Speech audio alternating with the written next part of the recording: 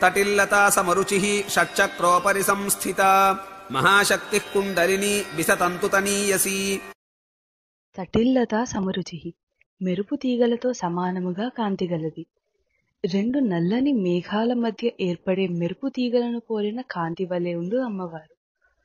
కుండలినీ యోగ సాధనలో వెన్నుముకలో ఉండే ఇడ పింగళ నాడుల మధ్య సహస్రారం దగ్గర నుండి మూలాధారము వరకు ఉండే సుషుమ్నా నాడి యందు అత్యంత కాంతివంతంగా ప్రకాశిస్తుంది. షట్చక్రోపరి సంస్థిత 6 విధములైన మూలాధారాది చక్రముల యొక్క పై భాగమందు చక్కగా నున్నది. ఉపాసకుని సాధనలో కుండలినీ శక్తి అనే అమ్మవారు సుషుమ్నా మార్గం గుండా మూలాధారాది షట్చక్రాలను అధిగమించి వాటన్నిటిపైన ఉన్న సహస్రార పద్మములోని సుధాసాగరంలో, శ్రీనగరంలో, మణిద్వీపములో ఉండే చింతామణి గృహంలో శివుని పర్యంకము మీద హాయిగా స్థిరంగా ఉంటుంది. మహాశక్తి బ్రహ్మమునందు ఆసక్తి కలది. సృష్టికి కారణమైన, సృష్టి అంతా వ్యాపించి ఉన్న, సృష్టియే తానై ఉన్న బ్రహ్మమునందు ఆసక్తి కలిగి ఆ బ్రహ్మమును చేరి సృష్టి అంతా వ్యాపించి ఆనందించున్నది. ఈ నామమే మహాశక్తి అని కూడా చెప్పబడుతుంది. అన్ని రకాల శక్తులకు మూలమైనది కాబట్టి మహాశక్తి అని కూడా చెప్పవచ్చు. కుండలిని పాము వంటి ఆకారం కలది. కుండలినీ శక్తి మనలో 3.5 చుట్లుగా చుట్టుకుని తోకతో ముఖాన్ని కప్పుకొని ఉంటుంది.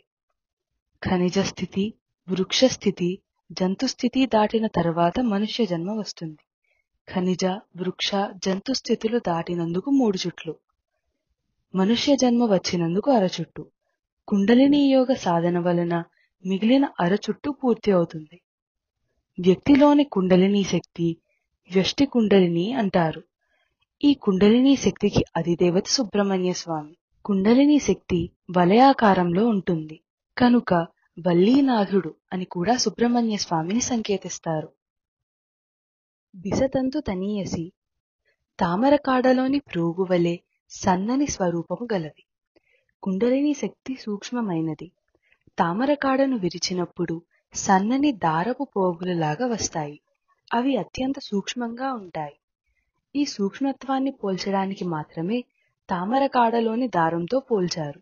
కాని అసలు పోలిక సూర్యకిరణంతో చెప్పడానికి కూడా సరిపోదు. కుండలినీ శక్తి అత్యంత సూక్ష్మంగా, ప్రకాశవంతంగా ఉంటుంది. బ్రహ్మ పద్మములోంచి పుట్టాడు కాబట్టి బిసా పదం బ్రహ్మను సూచిస్తుంది. తంతు సూత్రాన్ని అంటే దారాన్ని సూచిస్తుంది. అంటే పద్మం నుంచి వచ్చిన దారం. తనీయసి అంటే సూక్ష్మమైనది. तटिल्लता समरुचिः षट्चक्रोपरि संस्थिता महाशक्तिः कुण्डलिनी विसतन्तुतनीयसी।